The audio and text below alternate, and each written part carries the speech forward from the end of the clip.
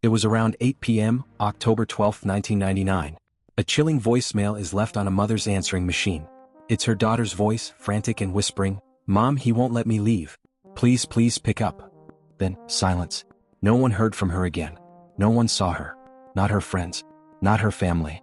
Not even the police who were just 15 minutes away. Tonight, we dive into the most chilling missing person cases you've probably never heard of. The ones that slip through the cracks, leaving behind only shadows and unanswered questions. You're watching True Crime Code, where we unlock the digital truth behind history's darkest mysteries. Subscribe and turn on notifications for weekly deep dives. Let's get into it. Leah Roberts was 23, a free spirit, a poet, a survivor of deep personal tragedy after the death of both her parents in a major car accident. In March 2000, she packed up her Jeep Cherokee and hit the road with no clear destination. Her goal? To find peace. She was last seen at a gas station in Brooks, Oregon, smiling politely at the cashier. A week later, her Jeep was found wrecked and abandoned near Bellingham, Washington. Inside the car were blankets arranged like a bed, her clothes, her cat, and a ticket stub from a nearby movie theater. But no Leah. Police officer on scene said, it looked staged. The crash didn't match the damage. There was no blood, no signs of injury. But the battery cable had been deliberately cut. It was like someone wanted it to look like an accident, and then walked away. The scene was eerily silent. Locals claimed they saw a young woman hiking nearby barefoot. She was never seen again. Granger Taylor was an eccentric genius. He dropped out of school in the 8th grade, but by 14 he had already rebuilt an old bulldozer. By 20 he was known for restoring derelict airplanes. But he had a growing obsession: aliens. In 1980, Granger left a note for his parents. Granger's note said, "I am going to board an alien spaceship. Has reoccurring dreams assured a 42-month interstellar voyage to explore the vast universe, then return." He left in the middle of the night. His truck was found years later in a crater, blown to pieces.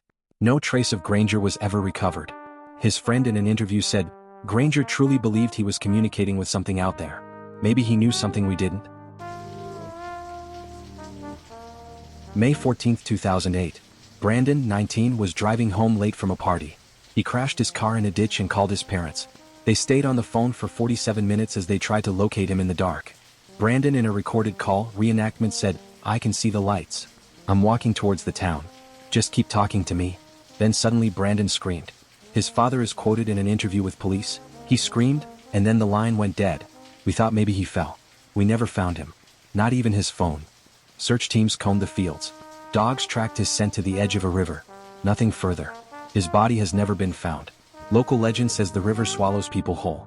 Others believe Brandon never intended to go home. All 3 cases led to exhaustive investigations. Leah Roberts, private detectives uncovered that her car crash had no skid marks. The key evidence? A fingerprint on the steering wheel that didn't match hers. A man she had briefly dated was interviewed, but no charges were ever filed. At Granger Taylor, authorities believe he took his own life using explosives found on his property, though no remains were found. Some theorists claim he truly was taken. At Brandon Swanson, his parents campaigned for legislation that improved police response in missing adult cases. Brandon's law was passed in Minnesota. Detective notes, in each of these cases we see a pattern of solitude, psychological pressure, and a sudden disconnect from reality. My AI analysis shows a recurring anomaly: final communications that indicate confusion or fear. Leah Roberts remains missing, but online sleuths continue digging. Reddit threads explode with new theories every year. Her brother still believes she's alive. Granger Taylor is remembered in his town as a local legend. His workshop is now a makeshift museum. Brandon Swanson's family never gave up. His parents still leave the porch light on every night. The emotional toll of these cases has been devastating. Families suspended in time. The public haunted by what ifs.